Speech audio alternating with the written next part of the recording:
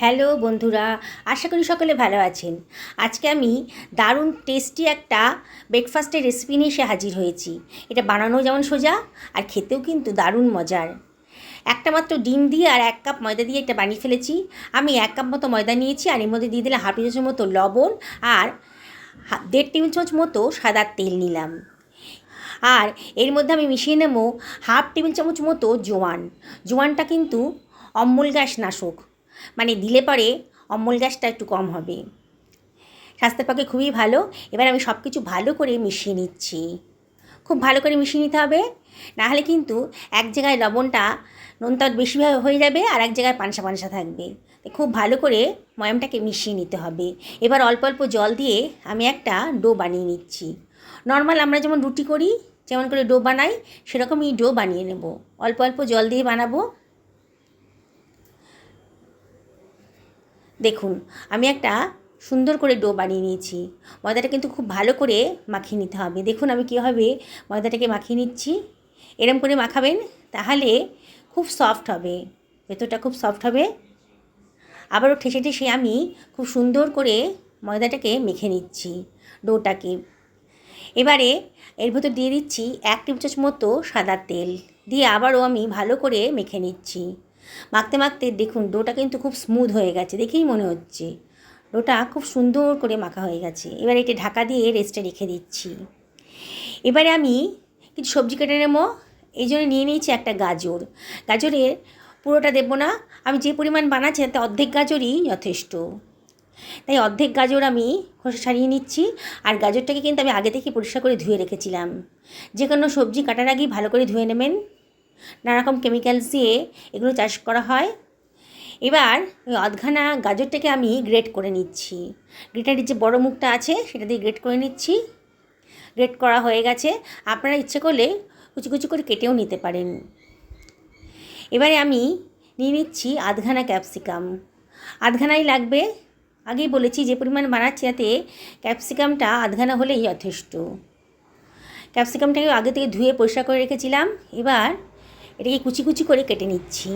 ক্যাপসিকামটাও কাটা হয়ে গেল, সরিয়ে রাখলাম। এবারে নিয়ে নিচ্ছি খানিকটা ধনেপাতা। ধনেপাতাটাকেও আগে থেকে ধুয়ে পরিষ্কার করে রেখেছিলাম। এবার এটাকেও কুচি কুচি করে কেটে নিচ্ছি। এবারে নিয়ে নিচ্ছি একটা মাঝারি সাইজের পেঁয়াজ। পেঁয়াজটাকে অর্ধেক করে ওপরে সাদা অংশটা কেটে বাদ দিয়ে দিলাম। এবারে পেঁয়াজটাকেও আমি কুচি কুচি করে কেটে নেব। খুব অল্প পরিমাণ বানাচ্ছি তো, তাই সবজিগুলো অল্প অল্প করে নিয়েছি। আপনারা যদি পরিমাণটা একটু বেশি করেন তাহলে সবজির পরিমাণটাও একটু বেশি করে দেবেন। পেঁয়াজটাও কাটা হয়ে গেছে। এবার নিয়ে নিচ্ছি কতগুলো কাঁচা পাকা লঙ্কা। লঙ্কার বোটাগুলো ফেলে দিয়েছি, আগে থেকে ধুয়ে পরিষ্কার করে নিয়েছিলাম। লঙ্কাটাকেও আমি কুচি কুচি করে কেটে নিচ্ছি। লঙ্কাটা কাটা হয়ে গেল। এবার সবজিগুলো সরিয়ে রাখছি।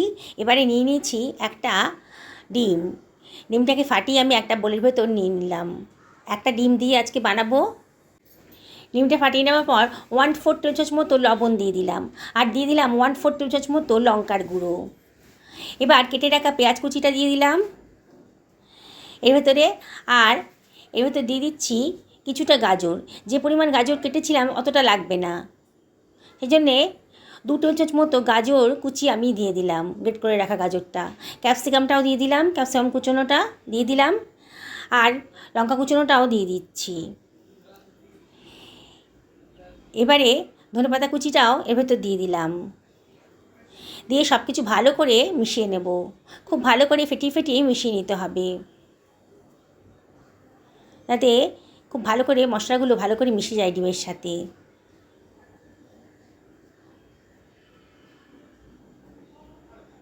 খুব ভালো করে মেশানো হয়ে গেছে। এবার আমি দিয়ে দিচ্ছি 1 টেবিল চামচ মতো বিস্কুটের গুঁড়ো। এখানে বিস্কুটের গুঁড়োটা বাইন্ডিংসে কাজ করবে। পাতলা পাতলা আছে তো, তাই একটু ঘন হয়ে যাবে। এবার ময়দাটা তো অনেকক্ষণ মাখা হয়ে গেছে, আবারও ঢাকাটা সরিয়ে একটু মেখে নিলাম। নিয়ে আমি 1 কাপ মতো ময়দা নিয়েছিলাম। এখানে আমি 4টে আমার পরোটা তৈরি হয়ে যাবে। এবার কিচেন টপটা একটু পরিষ্কার করে নিলাম, এখানেই বেলবো আজকে। এবার একটা লেচি নিয়ে নিয়েছি। লেচি নিয়ে অল্প তেল দিয়ে এটাকে আমি বেলে নেব। বন্ধুরা, রেসিপিটা খুবই সোজা। যে একবার দেখবে সে কিন্তু এটা তৈরি করে ফেলতে পারবে। আর রেসিপিটা এতটাই সুন্দর যে বাচ্চা থেকে বড় সবাই কিন্তু খুব পছন্দ করবে। এটা বানানোটাও খুব সোজা, একটা মাত্র ডিম দিয়ে আপনি এটা বানিয়ে ফেলতে পারেন। বাচ্চাদের সকালে ব্রেকফাস্টে বলুন, স্কুলের টিফিনই বলুন, কিংবা রাতের ডিনারেও কিন্তু এটা চটপট বানিয়ে ফেলতে পারেন। দেখুন আমি যতটা সম্ভব পাতলা করে পরোটাটা বেলে নিয়েছি। এবার আমি যে পরিমাণ বানিয়েছি একটা ডিম দিয়ে, তাতে আমার দুখানা পরোটা খুব ভালো করে তৈরি হয়ে যাবে। তাই অর্ধেকটা পরিমাণ আমি নিয়ে নিচ্ছি ঠিক একবারে পরোটাটার মাঝখানে। দেখুন চামচ দিয়ে ছড়িয়ে দিলাম, দিয়ে সাইড দিয়ে একটু জল লাগিয়ে দিচ্ছি, জলে হাত দিয়ে দিচ্ছি, দিয়ে এবার ভাঁজ করে নিচ্ছি। যেমন আমরা মোগলাই পরোটা ভাঁজ করি, এমন করে ভাঁজ করে নিলাম চার কোণো করে। আবার সাইডে আবার একটু জলের হাত দিয়ে দিলাম, তাহলে চেপে বসবে, খুলে যাবে না আর কি। হাত দিয়ে একটু চেপে চেপে নিলাম। দেখছেন তো বানানোটা কত সোজা, বিগিনার্সরাও একবার দেখলে পরে কিন্তু বানিয়ে ফেলতে পারবেন। এবার ফ্রাই প্যানে আমি তেল গরম করতে দিয়ে দিয়েছি, সাদা তেলেই ভাজবো। দিয়ে এবার পরোটাটা এর ভেতর দিয়ে দিচ্ছি, দিয়ে সাইড থেকে একটু তেল ছিটিয়ে দিচ্ছি। ডিপ ফ্রাই করবো না, শ্যালো ফ্রাই করছি, আপনারা ইচ্ছা করলে ডিপ ফ্রাই করতে পারেন। গ্যাসের ফ্লেমটা মিডিয়াম টু হাইতে রেখেছি, আর অনবরত ওপর থেকে একটু তেল ছড়িয়ে দিচ্ছি সাইড দিয়ে। আপনার ভাজাটা দেখুন। এবার একটা অন্য কিছু সাহায্য নিতে আমি একটা হাতা দিয়ে এটাকে উল্টে দিলাম, দিয়ে আবারও চেপে চেপে এটাকে ভেজে নিচ্ছি। ওলট পালট করে খুব ভালো করে ভেজে নিতে হবে, যাতে ভেতরটা কাঁচা না থাকে। দেখুন আমি খুব সুন্দর করে ভেজে নিচ্ছি। আমি ভেতরটা একেবারেই কাঁচা থাকবে না যদি এই প্রসেসটা অবলম্বন করেন। আমি ছুরি দিয়ে মাঝখানটা কেটে নিচ্ছি।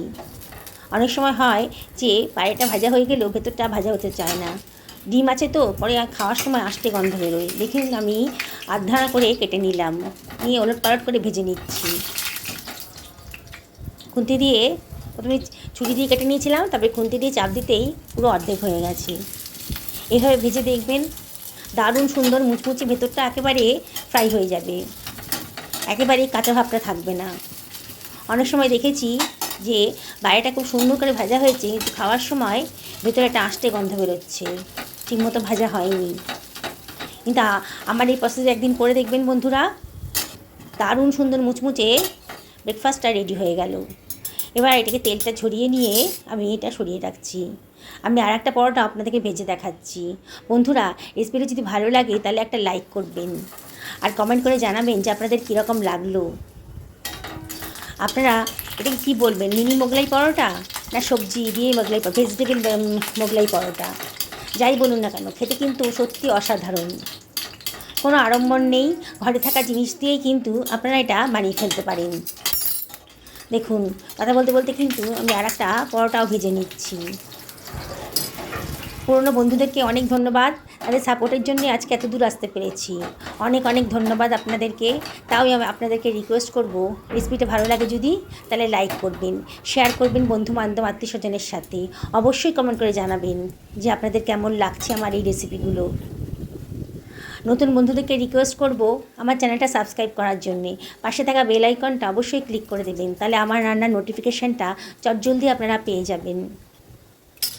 দেখুন কত অল্প সময়ের ভেতর দারুণ টেস্টি একটা মিনি মোগলাই বলুন, ভেজিটেবল মোগলাই বলুন, ব্রেকফাস্টই বলুন কিংবা ডিনারই বলুন, দারুণ টেস্টি রেসিপিটা কিন্তু তৈরি হয়ে গেল। যে খাবে সেই কিন্তু আপনার প্রশংসা করবে। আর কত অল্প সময়ের মধ্যে তৈরি হয়ে গেল দেখুন তো। কি বানাতে ইচ্ছে করছে তো, তাহলে আর দেরি করবেন কেন, আজকেই বানিয়ে ফেলুন। দেখুন ভেতরটা কতটা মুচমুচে হয়েছে।